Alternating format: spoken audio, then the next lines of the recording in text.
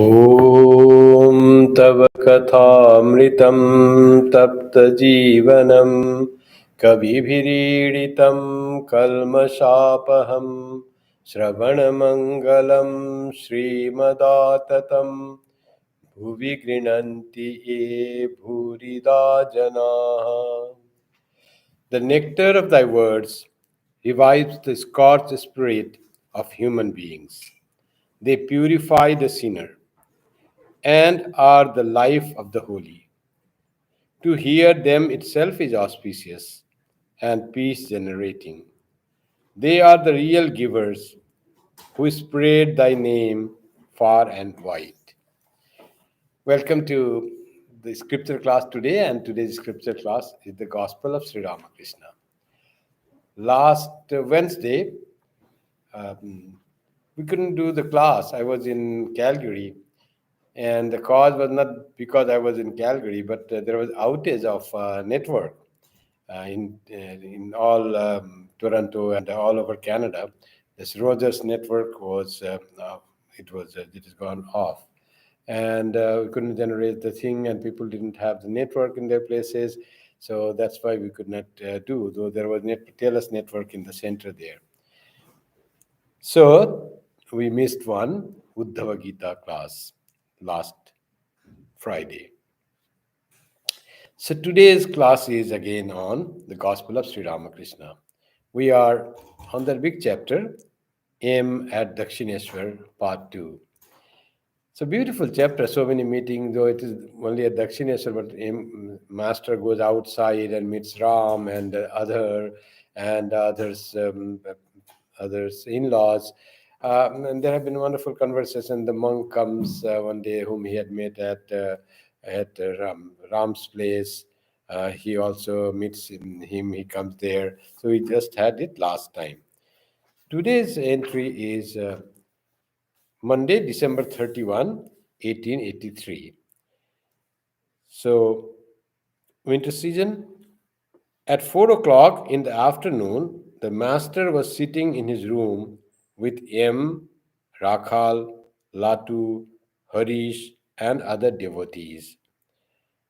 Addressing M and Balaram, the master said, Haladhari followed the path of knowledge. Day and night he used to study the Upanishads, the Adhyatma Ramayana, and similar books on Vedanta. He would turn up his nose at the mention of the forms of God. Once I ate from the leaf plates of the beggars. At this, Haladhari said to me, How will you be able to marry your children? I said, You rascal, shall I ever have children? May your mouth that repeats words from the Gita and the Vedanta be blighted. Just fancy. He declared that the world was illusory and again would meditate in the temple of Vishnu with turned up nose. So, like that was Haladhari's character. Why he brought that story and conversation with Haladhari about Haladhari saying that how will you get married, your children get married because you are eating from the leaf of beggars, leftover food from the left leaf of the beggars. So this was during Sri Ramakrishna's sadhana, when he had no difference between beggar and the normal person. So he was seeing Brahman everywhere, and he had no distinction of this is low caste, high caste, this is clean, this is unclean. That was not there. And when Haladhari, who was a cousin of Sri Ramakrishna, when he saw this, he was alarmed, and he said, "You lose your caste," like that thing. And Sri Ramakrishna was beyond any idea of caste that time, and he said, "If you do not follow any of the caste rules, how you get your children married?" So that was thinking, and Sri Ramakrishna said, "How you think I will get children?" So always who is in God, where is their children and samsara for him? By grace, God's grace to us, he used to talk to us, to the devotees. That was his only object, only purpose of life. Whatever he had earned, he wanted to share with the devotees. and keep it for posterity through the devotees. Nothing else other than that. So he brings that story of what had happened with that, and that he became very annoyed with Haladhari. Haladhari was senior to him in age. He was elder, like a cousin.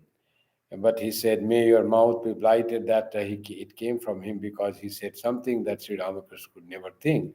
It was like a great insult to Sri Ramakrishna, that how your children will get married. So there's nothing that Sri Ramakrishna would have ever children.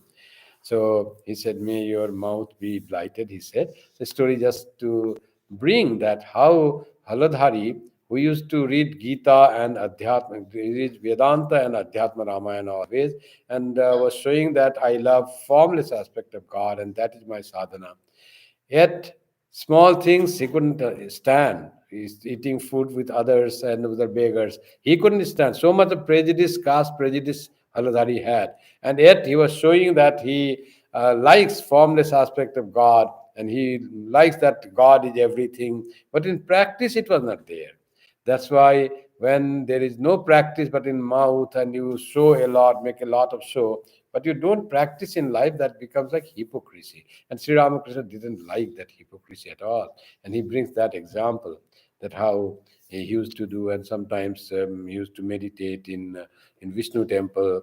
And meditate means when people came like that, he's a great meditative, like Hajra thing, and with nose up like that. And when he saw people who worship God with form, the Haladhari used to look down upon them. And that's why he says he used to turn his face, his nose from those places. So, talking about the Jnana Yoga, talking about the formless aspect of God, but not living up to that was Sri Ramakrishna could not tolerate that. If you really like the formless aspect of God, then you live up to that, practice that. If you can't, then let others have what they want. So that was Sri Ramakrishna saying. That's why he brought this story about Haladhari. It happened many years ago during Sri Ramakrishna's sadhana time. In the evening, Balaram and other devotees returned to Calcutta. The master remained in his room, absorbed in contemplation of the Divine Mother. After a while, the sweet music of the evening worship in the temples was heard. So, who was there with Master? Yam was there. Yam was observing everything of Sri Ramakrishna, every moment, how he spent the time. And Sri Ramakrishna was, the arati began in the temple of the Divine Mother. Sri Ramakrishna was contemplating on the Divine Mother, and the music, that arati. When you are happy, everything seems so nice. The music will be like we call dhak and kansar and the bell. All that seems so sweet to him, and it's a sweet music from the temple that came there. And Sri Ramakrishna was immersed in the thought of God, thought of the Divine Mother. A little later, the master began to talk to the mother in a tender voice that touched the heart of him, who was seated on the floor. After repeating Hari Om, Om, the master said, "Mother, don't make me unconscious with the knowledge of Brahman. Mother, I don't want Brahmagyana. I want to be merry. I want to play." Again he said, "Mother, I don't know the Vedanta. And mother, I don't even care to know. The Vedas and the Vedanta remain so far below when thou art realized. O Divine Mother." Then he said, "O Krishna, I shall say to thee, eat my child, take this my child. O Krishna, I shall say to thee, my child, thou hast assumed this body for my sake." So he glorifies the bhakti, how he will talk with the Divine Mother and play with her, and he doesn't want Brahma Jnana. And he says, "Please, Mother, don't me unconscious with the knowledge of Brahman. I want to be very much in this world, talking about you to the devotees and repeating your name, enjoying you. In Brahma Jnana, there you remain in bliss, but there is no uh, there is no enjoyment of the beloved. So he wants that. And after talking about from mother, then he comes about the Krishna, how he would like to see Krishna as the baby Krishna. And he said, I want to see Krishna and I want to feed Krishna. Um, and he says that thou hast, and Krishna, the supreme Brahman, the formless reality, that has assumed the form for my sake as Krishna, making that the formless reality, infinite, and this finite form of the divine being are the same reality. The same formless reality becomes this being with form, divine forms, form of Krishna. And thus, Lord takes the form for the sake of devotees. So he is saying that it is easier and it's nicer to be at the level of a devotee, God and the devotee, and myself devotee. So that he's saying after saying about Haradari's thing and pretending to be person in of the knowledge, jnana yogi, and yet not able to live up to that. It is much better to be a bhakta, and there is so much of joy in a bhakta, so that he can enjoy the bliss of loving God. So he, Sri Ramakrishna's saying was that the bhakti is much more suitable to many persons. For some, jnana might be suitable, but for many, it is bhakti that is suitable. And both are same. If you are a jnani, you should live up to that. If you are not jnani, you love God, then be a bhakta, that is not less. So sometimes people have that idea that jnana yoga is higher than bhakti yoga. Nothing is higher. Only the thing that leads us to God, whether with form or without form, that is the best path. And according to our mental makeup, we should choose the path and emphasize on that. And yet, we should practice all the four yogas, but emphasis with emphasis on particular. We must do karma yoga, jnana yoga, bhakti yoga, and raja yoga. Raja yoga, the meditation. So all those four together, they will lead us more quickly to God. But according to the mind, our propensity, we like one path. Some like to meditate, some like to do japam and prayer, and some want to have that thought of Brahman, the unreality of the world and the reality of the Brahman, always thinking of that unreal world, and there is something reality behind this unreal world, and that is Brahman, and denying that I am body. So that for many is difficult. It's not that it is difficult path. For those who are of a bhakta type or a devotional type, for them it is difficult. Similarly, for a person who wants to practice jnana yoga and enjoy this reasoning and thinking, logic, and all that, for that person, again, this bhakti is difficult. This emotion doesn't come, only rationality comes. So there's nothing difficult or easy, but some suits to some person, and that very thing doesn't suit the other person. And all are equally valid to reach us for the spiritual illumination. Wednesday, January 2, 1884. So EM didn't come on January 1, that time it seems.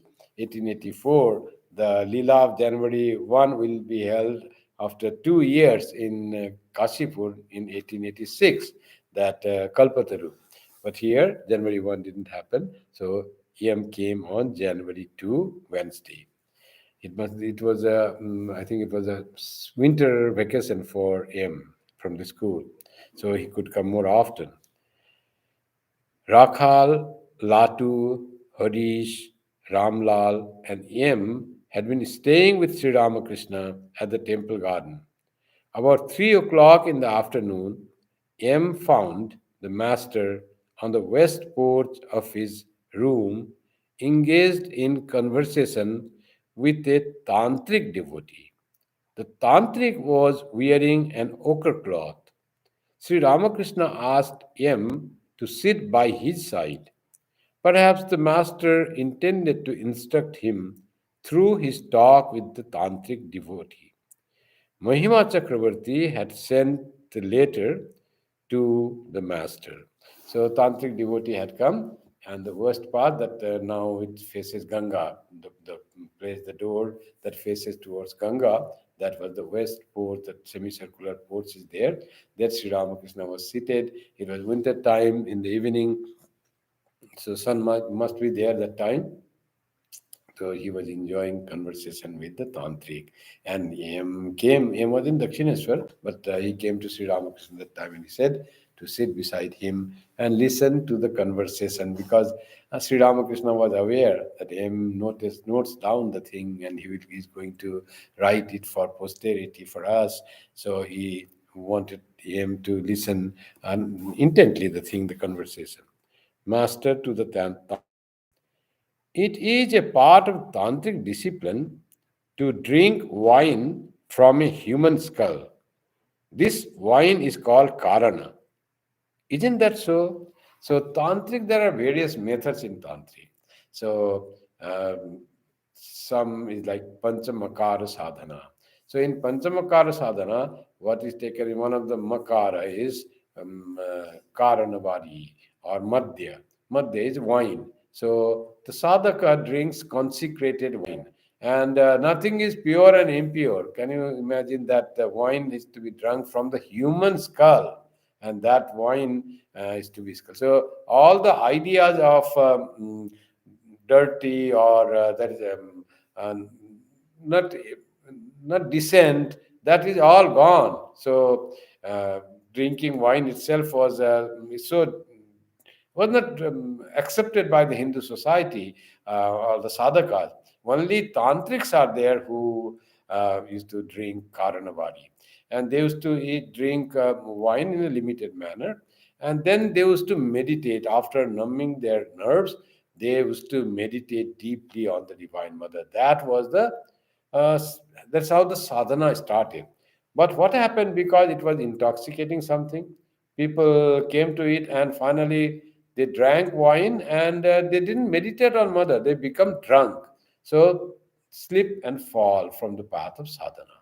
So that's why this also tantra is the path of tantra is so difficult for people, and it is not recommended at all. So in our order, the tantra is not recommended at all. So Sri Ramakrishna practice, and Swami Sharadananda later on practice, but it is not advised to practice in our sadhana, in our order, not to the devotees, not to the monks, monastics. But definitely it is a path. And Sri Ramakrishna practiced that and proved that by practicing this path, you can reach the divine. You can realize Divine Mother. Though Sri Ramakrishna's realizing Divine Mother was without going through all this panchamakara and all this drinking wine. Because whenever Karana, it's a Karanavari, Sri Ramakrishna mind went to the cause, the Karana of the universe, to Brahman itself, to the Divine Mother as the cause of the universe, without touching a drop of wine. So that was enough for him to practice the sadhana in the tantric way. Now, what does Tantra say? Yes, sir. Tantric realized he must have been very adept Tantra, or very high advanced stage. Must be that drinking wine in a skull, human skull. So, but it's not for all, though. It's one type of Tantra sadhana, not for all. The master, but I cannot touch wine at all. You see, he practiced 64 tantras, Vaishnava tantras, but he never touched wine. And in that also, wine was the one of the thing that he had to do. But he never touched, because whenever he heard Karana, and then it reminded him the cause of the universe, the Divine Mother herself, and mind used to go there. The purpose of all this thing is to go beyond the sense of purity and impurity, and to make mind focused, having little consecrated wine, and make my focus for meditation. So that was the reason. But without drinking wine, Sri Ramakrishna would go into that mood of meditation, just uttering, just seeing when he heard the word Karana. Tantric. You have spontaneous divine bliss. One who enjoys that bliss wants nothing else. How this tantric I don't know how advanced he was, but he could understand the level of Sri Ramakrishna. That is something to be noted. I mean, he must be more or less advanced. That's why he was sent by one of the devotees, Mahima Chakravarti, sent him to Sri Ramakrishna that he would enjoy the company of Sri Ramakrishna, and Sri Ramakrishna would also like to talk to a tantric devotee. And he could fathom the level of Sri Ramakrishna. You don't have to drink, sir, because you are always in the bliss of the Divine Mother. Master, I don't care for japa and austerity, but I have constant remembrance and consciousness of God.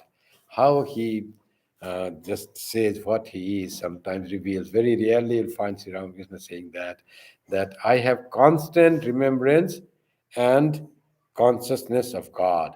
So I don't have to do japa and austerity. He did a lot in his sadhana time.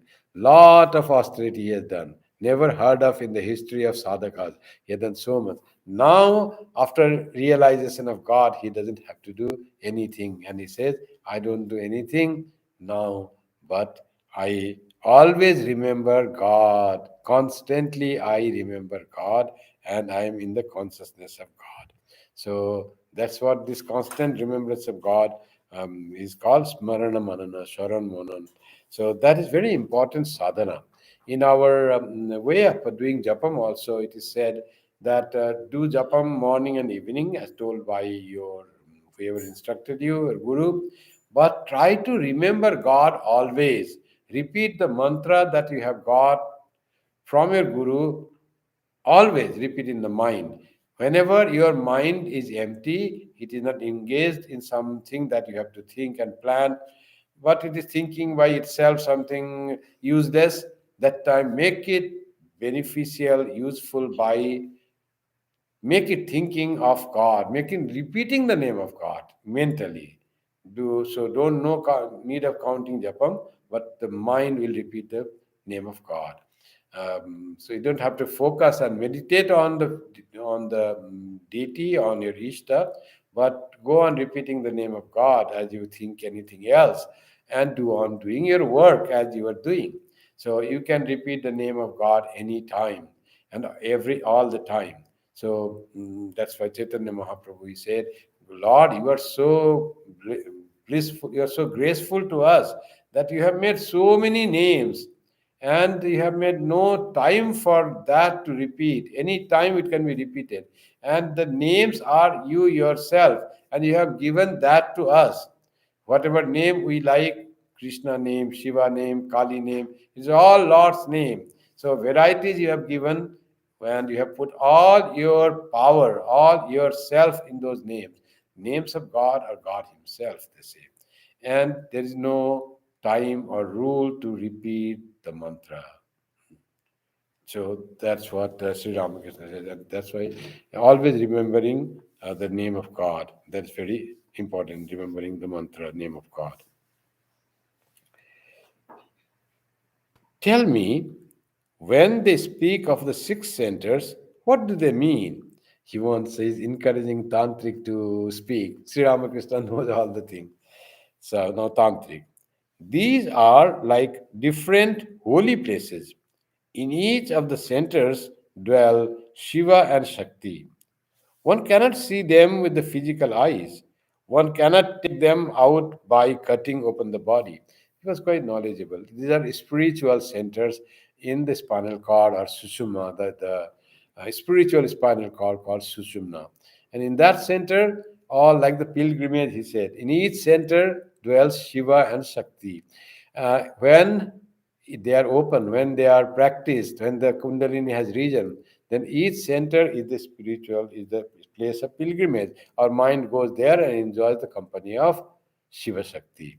But for those where the Kundalini has not roused, for them it has to be roused by making the Kundalini Shakti pass through Susumna and go up to the Sahasrara. So that is the process. Until then, when that happens, then as Sri Ramakrishna himself saw in the vision, that this power is going, someone divine person is going through that, and he's touching the lotus was drooping down, and the lotus turned up and the petals opened up, and every center has got the petal like that. His spiritual awareness rising, unfoldment of spirituality, Sri Ramakrishna himself had seen. And the tantric here also says those are the holy places, like we go to pilgrimage. Here also our mind visits these places where the Shiva and Shakti, the God dwells in such, in all the six centers that are in the Sushumna Nadi, Sushumna nerve.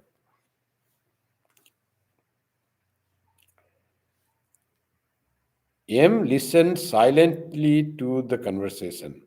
Looking at him, the master asked the tantric devotee, "Can a man attain perfection without the help of a Bija mantra, a sacred word from the Guru?"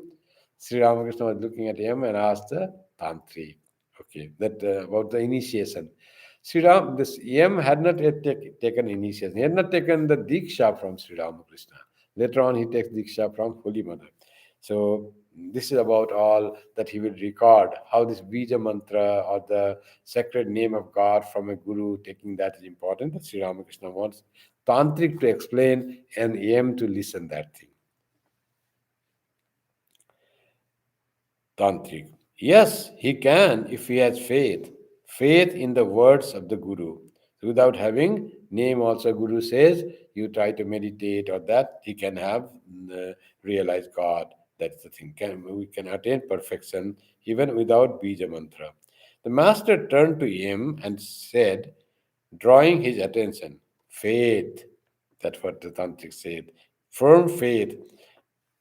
After the tantric devotee had taken his leave, Joy Gopal Sen, a member of the Brahmo Samaj, arrived. The master talked with him. So different types of persons, devotees coming to Sri Ramakrishna. And Sri Ramakrishna is continuously conversing with them, talking with them. One leaves, another comes, like that. Tantric came. It's quite, the lifestyle of Tantric is so different from a lifestyle of a Brahmo. Their attitude and approach to God is so different. One worships the formless God, another worships the Divine Mother. One will have drink and eat anything that is prescribed in the Tantra, another will have only like the decent food and in a very sophisticated way.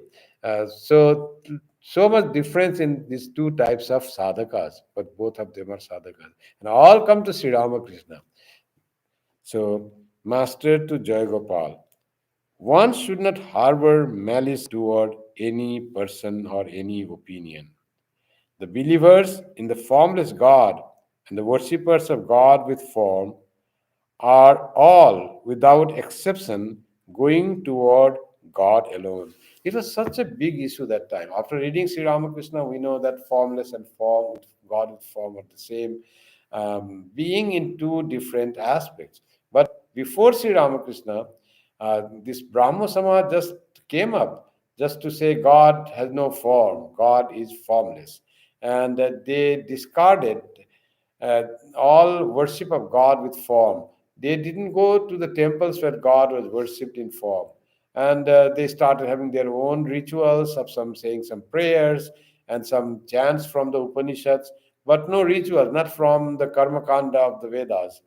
And that's how their upasana became different, their God became different. There was no form of God, no deity, no worship, no flowers and sandal paste. And what was their spiritual practice? You Someone would come and give a sermon for a short time, and you meditate on the formless aspect of God.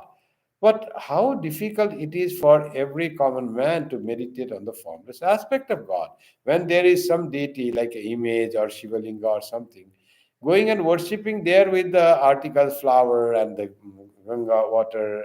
It's so nice. People feel they offer the flower, they bathe with Ganga water, the Shiva, and feel that I am doing something, some religious. Immediately feel connection with God, with divine.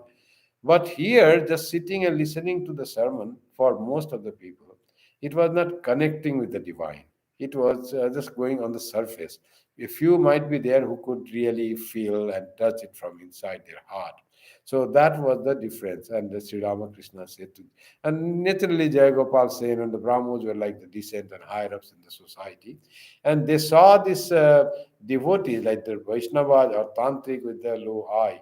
And they say, oh, they are still to God, they worship God with form. How can God be with form? He's all pervading. Isha Avashamidam Sarvam, says the Vedanta, and they worship God in the image. So they used to look upon the rest of the Hindus as not yet civilized fully, not yet fully understanding God.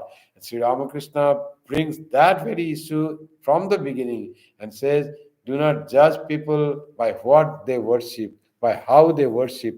Let them worship God in their own way. They will also reach God, and you will also reach God if you worship formless God. So wonderful, Sri Ramakrishna tried to make harmony between these two different type of people who worship God in two different ways. The Jnani, the Yogi, the Bhakta, all without exception are thinking Him alone. The follower of the path of knowledge calls Him Brahman. The yogi calls him Atman or Paramatman. The Bhakta calls him Bhagavan.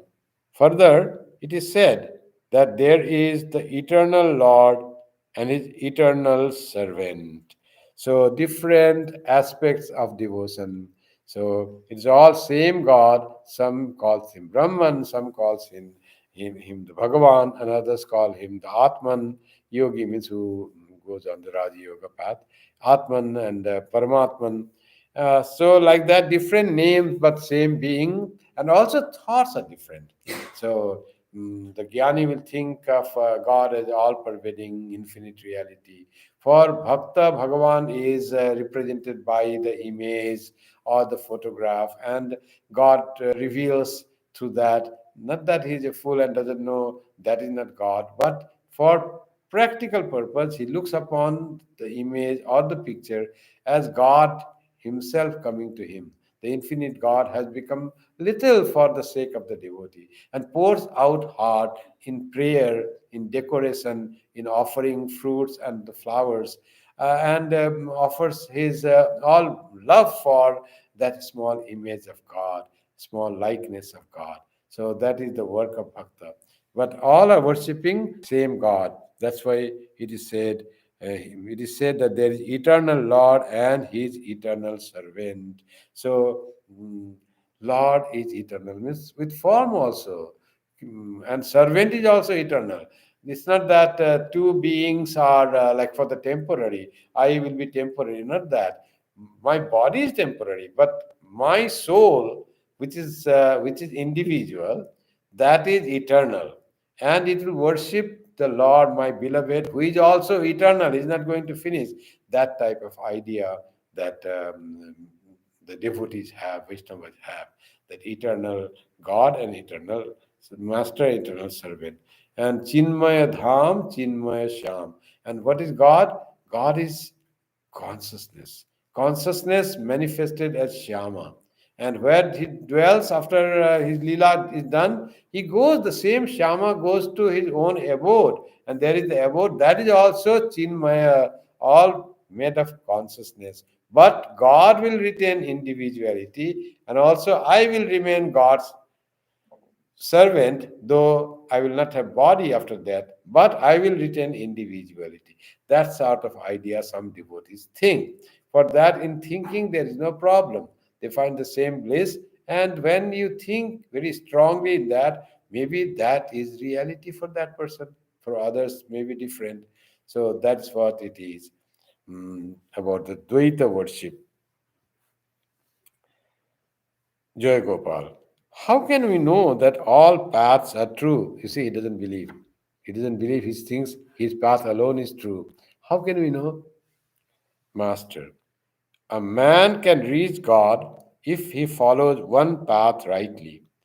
Then he can learn about all the other paths. It is like reaching the roof by some means or other. Then one is able to climb down by the wooden or stone stairs, by a bamboo pole, or even by a rope. It's all about going up through different means. And when you reach there, you can come through different ways, but you reach the same place, you reach the roof. Whatever you take, when you say, I'm a Brahman, I want to meditate on God and form this aspect. So you have one type of ladder you are going up. And when others say, no, I love worshipping God with flowers and sandal paste and um, agarbatti and deep and fruits, so that is another way of reaching God. So they all reach the same roof and know that paths might be different, they reach the same place. And one who loves the form of God, when he reaches there, he sees that form of God. One who loves infinite God reaches there and he finds that he is in the infinity of the divine. So, whatever our mind thinks, we reach the same place. Yadrisi bhavana yasya siddhir bhavati tadrisi. Whatever a man has the feeling, he will have the perfection in that very way, says the Shastra. Yadrisi bhavana yasya siddhir bhavati tadrisi. God is so kind. He will grant us what we want to see, which way we want to go, which way we feel most comfortable, and God will meet Himself in that way. A devotee can know everything when God's grace descends on him. If you but realize Him, you will be able to know all about Him. So you should somehow meet the master of a house and become acquainted with him. Then he himself will tell you how many houses he owns and all about his gardens and government securities. From beautiful human example, he brings that how if it is God and want to know the different aspect about you. God, are you with form or are you without form? God will let you know when you reach there. So don't worry about thinking that God cannot have any form or thinking that no, formless aspect, how can you meditate? It's just made up and thought of. Just the scripture says something and without realizing you do. Don't worry for that. Whatever you go through, God will reveal Himself in that way. And gives the example: if you meet the master of a house and acquainted him, then he himself will tell you all the glories, what glories he has, how many houses and gardens and government securities. I don't know how Sri Ramakrishna knew all these things about the government security. Many officers used to come to Sri Ramakrishna, like Other Sen was a deputy magistrate, and many would come from them. We must have heard about the government securities and all how they are playing with this. These are very important thing for the household. Sri Ramakrishna would just say, "Oh, let them play with the children's playthings." But he said that if you reach him, he will be able to tell all about himself. You don't have to worry how God really is. Follow the path, and you will have the same thing.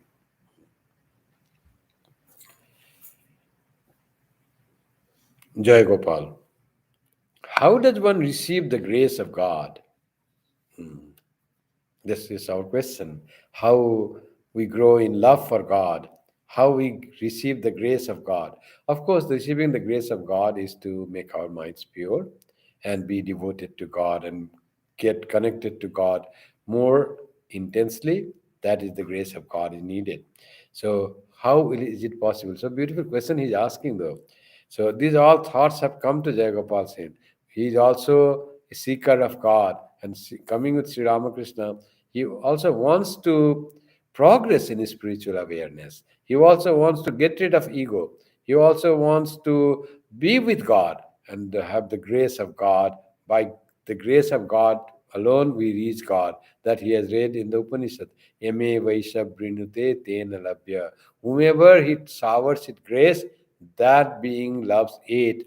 The Brahman has to shower the grace upon the person, and then only that person will realize Brahman.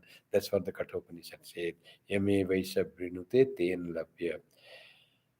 So Sri Ramakrishna says beautiful question, and let us hear the answer of Sri Ramakrishna to the question: how does one receive the grace of God? master. Constantly, you have to chant the name and glories of God. So that is one thing. Always remembering God. Kirtaniya Sadahari, said Chaitanya Mahaprabhu in Sikshastakam. Always sing the glories of God. Always repeat the name of God. Somehow, even if you can't put your mind always in God, at least do that. Repeat the name of God mentally or with the mind, maybe wavering, but thought, a portion of the mind should go on repeating God. So always repeat the name of God to have the grace of God. And give up worldly thoughts as much as you can. Purity of heart. So, by that, having closer to God, keeping God in your mind always, the grace of God will come upon you. That Bhaja Govindam, Shankara said. Don't study some grammar and Sanskrit. Death is coming. You want to achieve the thing in life that you need to. So remember and sing the glory of God. Bhaja Govindam. Oh fool, only reading and studying the worldly things, always engrossed. Death is approaching and all life will be in vain. So have means to purify your mind. Have means so that grace of God befalls on you. You are able to catch the grace of God. And for that, what to do? Bhaja Govindam, Bhaja Govindam. Remember God always. Always remember God. That will make you closer to God. The two things is here: chant the name and glories of God and give up worldly thoughts as much as you can. If we try to remember God and repeat God's name as much as we can, the thought of worldliness, where will it be? It will all vanish, it will go away. So the positive way is that don't indulge in the worldliness, indulge in the thought of God. Then the grace of God will come upon you. Then you will come closer and closer to God. With the greatest effort, you may try to bring water into your field for your crops, but it may all leak out through the holes in the ridges. Then all your efforts to bring the water by digging a canal will be futile. Beautifully he connects, you see. So you may repeat the God's name, but if you don't shun worldly thoughts, repeating God's name will not have that effect on you. Your love, you'll find, I'm repeating God's name. Many people complain, I do so much japam, I do diksha 10 years ago, but I feel I'm at the same place, not progressing at all. So for that, what might be the reason for that? One doesn't feel progress. Those who really are can see inside and think of one, diksha and little practice will definitely have some change in that person's life. But if we don't find very perceptible, tangible change in life, so there is something wrong in our lifestyle. And that's what Sri Ramakrishna said. If there are holes, person did lot of trouble and got water, dig a canal and brought water to the fields. And when the water came, he was so happy, then went home. Next morning, he says, no water has stayed. For cultivating paddy, you need water to stand on the field. No water stayed. What happened? Oh, there are holes in the field and all water leaked away. So that is one danger. If we do not keep worldliness away from ourselves, then all the glory of God's grace we may not retain. So that's why he gives the example of how to seal the holes, how to not be worldly in our thoughts. Often the worldliness comes in one is the greed, another is hatred, another is if we do not even hate others, but sometimes we have so much of judging others. Oh, that person is not good. It is so much leakage when we say, when we criticize someone, so that we are making the holes in our field bigger and bigger. And from that, all our sadhana will just leak away. We'll get nothing. We'll say, I do prayer so much, I do in the evening, half an hour, I sit every day, but there will no any perceptible change in the person because all is leaking, not trying to stop seeing fault with others, judging others, criticizing others, and talking ill about others. All the defects of the person we see. Oh, this person is that. All whatever defect you have in the mind, you put on certain person and go on talking about this. And what will happen with that? All the practice that you do, all will go away. The satsang will not be there, and your prayers, your japam, your glories, it should bring change in your life. No such change coming because you are not stopping criticizing others. Didn't he say to one? He said, "Don't judge others, don't criticize others." So that is very important, not to talk ill about others. So for not talking ill about others, the first stage is not to think ill about others. For that is accepting others as they are. If you don't accept and you want everyone to be like yourself, and we ourselves are not perfect, and yet we want and we consider ourselves to be so high and close to perfection, and then we think, oh, that person is not right, but I am right, I am good in everything. And when we start seeing that way, we are digging hole in the field.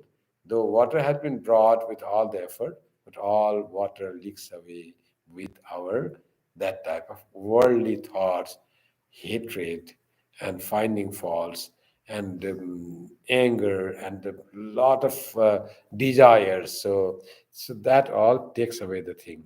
Sometimes very strong desires we have. I want this and not that, like that thing. All desires should be mellowed down, because whatever God gives, that is prasada. That's why they say we have to have prasada buddhi in our life. Whatever we have got from God, that's fine. Not to say, no, I need that, I want that. So this want, need, all they take away our spirituality away.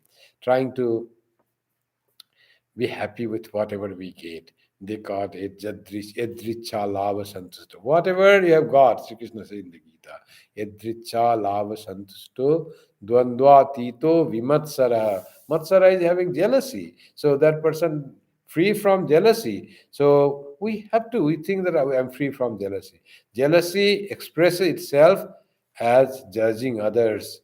When you start judging others and finding lot of defect in others, that means you are jealous. Jealousy is there in your heart, and this whole will take away all the merit of your good things. So no progress will be there.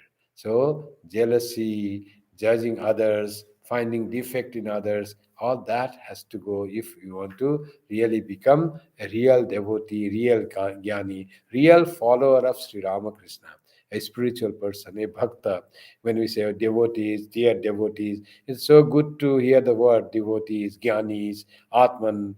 Someone says, someone santo, like that, to devotees, saints, saints. So to become saint like is a very glorified word, and we all have the quality to become like a saint. One doesn't have to become monk to become a saint, but we have to inculcate and cultivate those qualities which will make us saintly person. And one of that is not finding defect in others. So whenever we see defect, Sri Ram Swami Vivekananda used to say, if he, when he taught to brahmacharis and made the mutt rules, he said, if you find some defect in other person in the sangha, then you go and cry to Thakur and say, why I still have not overcome this finding defect in others, judging others. Why I should overcome that. When we have that matsara bhava, then we are not really progressing truly in spiritual life. Spiritual life is accepting others. Don't bother about how others are, not at all. Don't talk ill about others at all. So let people grow. God knows how people will grow towards them. And often we do so much mistake in thinking about some other people. Sometimes we say, oh, I am not greedy, I'm not angry, but that person is so greedy. Whatever that person finds in the thing, wants to possess that. But we don't know how greedy we are. We might be very greedy in being. We judge very wrongly, not only to others, but to us ourselves also. And more mm, vigorously, we judge ourselves wrongly than others. And because we do not know ourselves, That's why I start seeing defect in others. When we find fault in others, that means that faults we have in us. So already it is there. Then we project it outside. And that person whom we say that person has so much of defect and all that, that person may have defect, may not have defect. But we who see defect in others certainly have those defects, and that we project outside. So we have to be careful to remove all these worldly things, all these holes in the spiritual practice of ourselves. So that's what Sri Ramakrishna gave the example of. Field, after a lot of effort, the canal was brought, the water had come, and the water doesn't stay. No spiritual progress is perceived because all water flows through the holes in the field.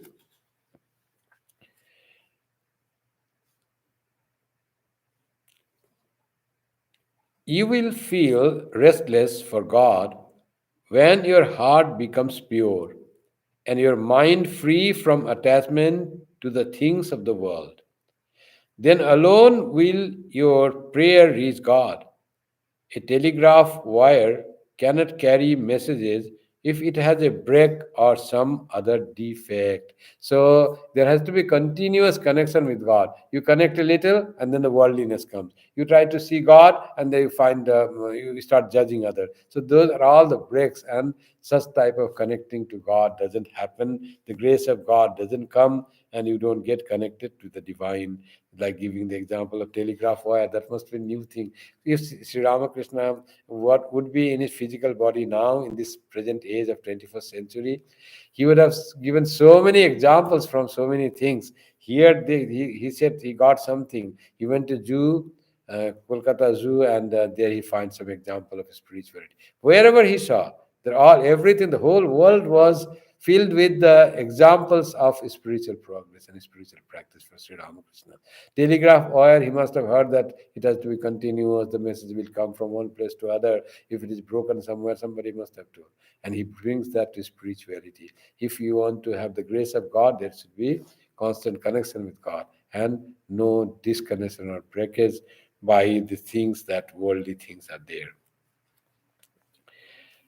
And the purity of heart. They say, what is purity of heart? One person asked one Swami. And the Swami said, very nice. Purity of heart is to feel I am not the doer. The more problem comes when I say I do this, ego. And aham karta, aham bhokta. I am the doer, I am the enjoyer. So that thing comes, then there is no purity has yet achieved. The higher purity has not been achieved. So I am not the doer. So it is God who does through me. Like that, ideas we have to that are the true ideas, and we have to cultivate those ideas in our thoughts. They are not to be said, I am not the doer. If I say by word, doesn't help. It has to be cultivated in our when we are quiet, and then we should know somebody said something detrimental or insult to us, how bad I feel. Or mostly it happens when we do something good and praise comes. Did I do that, or God does that? So like that, to feel that I am not the doer. It is God that does through me. Na ham karta, na ham bhokta. That type of idea, if we can cultivate, then that is the sign of purity of mind. With the mind is pure. And when you think we do the things are, I am responsible, the things happen because of my thing, then it is play of ego. And that is impurity. I used to cry for God all alone with a longing heart. I used to weep, O God, where art you? Weeping thus, I would lose all consciousness of the world. My mind would merge in the Mahavayu. So, Mahavayu is a state of this how mind goes into superior level, and no idea of the world remains when the person goes to Mahavayu. So when we are doing with the breathing at the vayu and we are at the worldly level, that our mind is in the respiration and all that. But when mind goes into Mahavayu, there is no respiration, no thought of the world. Worldly thought is gone. That's what Sri Ramakrishna said. And he used to cry and weep for God, by having tremendous yearning to see God. That's why he could see God. One must not cherish any desire whatever. How wonderful instruction he's giving to Jayagopal Sen, and from him to us. The devotion of a man who has any desire is selfish. So selfish devotion. So we should try to get rid of desire. So many. If you see ourselves, we'll find so many defects we have, so many desires we have. We may say, "No, I don't desire anything," but we have lots of desires. So any desire is selfish. But desireless devotion is love for its own sake. You may love me or not, but I love you. This is the love for its own sake, not asking from God anything, not wanting anything, but loving God alone, finding joy in offering beautiful flowers to God, finding joy in meditation, finding joy in praying to God for others, but not for oneself, because you don't have to ask anything. And you are sure that God will take your care for everything. So you have gone beyond that, your personal needs, that anything. So you go beyond that, and that is called the pure devotion. That's what Sri Ramakrishna beautifully says to Jayagopal Sen. But desireless devotion is love for its own sake. They tremendous love God, but they don't want anything from God, as we do for with our children. We love them, but we don't want anything from them. You may love me or not, but I love you. This is the love for its own sake. That devotee should be able to say that way. The thing is that one must love God. Through intense love, one attains the vision of Him. The attraction of the human husband for the chaste wife, the attraction of the child for its mother, the attraction of worldly possessions for the worldly man. When a man can blend these three into one and direct it all to God, then he gets the vision of God. So Sri Ramakrishna often said, three, three power of love. If all are very intense love, and if those all could be combined and directed towards God, then God will reveal Himself. And what is that? One is wife's love for her husband, and second is mother's love for the child, and the third is we all often see mother's love also often see. Third is the worldly person's love for the wealth. So that is so great attachment for the wealth people have.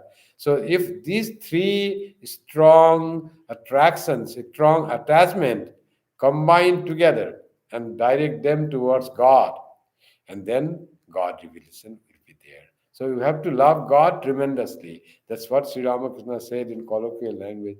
That's what Jesus had said. That love God with all thy heart and all that mind and all thy strength and all thy soul.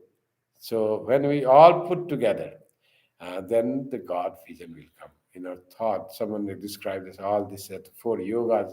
With all four yogas, you be with God. So that represents the four things of the Jesus. Someone tried to explain that way.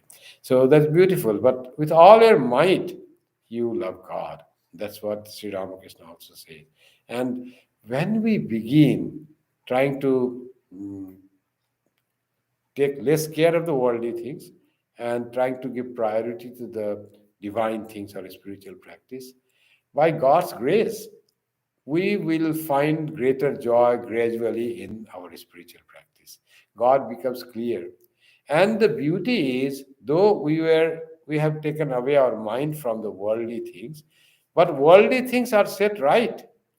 Little mind that we give in the worldly things with less attachment than previously, that very thing will be done in a better way with that purified mind which is given to God. So, this is the beauty of putting our mind in God, filling our heart with God. So, that's the spiritual practice that Sri Ramakrishna himself did. He often relates that, and he wants us to do that way. That's why he said, direct him to Jayagopal Sen, and the M was there, and he's saying that for all of us. Love God with all thy heart, with all thy mind, with all thy soul, and with all thy strength, and God realization will be possible. So, with that, we end today's scripture class on the Gospel of Sri Ramakrishna. Next Friday, I have an announcement, good announcement for next Friday. Next Friday, we'll have our guest, Mataji, who is visiting from Santa Barbara. So I've requested her to be with us in the class. So if you want to see her and meet her, you may come in person. Or if you want to see online, please log in on YouTube at 7:30 p.m. next Friday. There will be no Uddhava Gita, but Mataji will say some. I requested her to, it's very senior Mataji, to speak about some of her reminiscences of monks that she has met in the West. She met Swami Prabhupada, Ashesh Ananda, Shraddhananda, all are great. And we read something, we hear, listen also something, but to be able to hear directly from the person who had come in their contact, so we catch not only the story but the feeling of the person. So please try to be in the class either online or in person next Friday and be with um, Prabrajika Krishna Pranamataji of Santa Barbara, California. Thank you for today, and today now we'll close today's scripture class with the closing chant. Om Shanti Shanti Shanti Hari Om Tat Sat Shri Ramakrishna Arpanamastu Jananim Saradam Devim Ramakrishnam Jagadgurum Padpadme Tayo Sritva Pranamami Muhurmuhu. Thank you very much. Thank you all, and good night.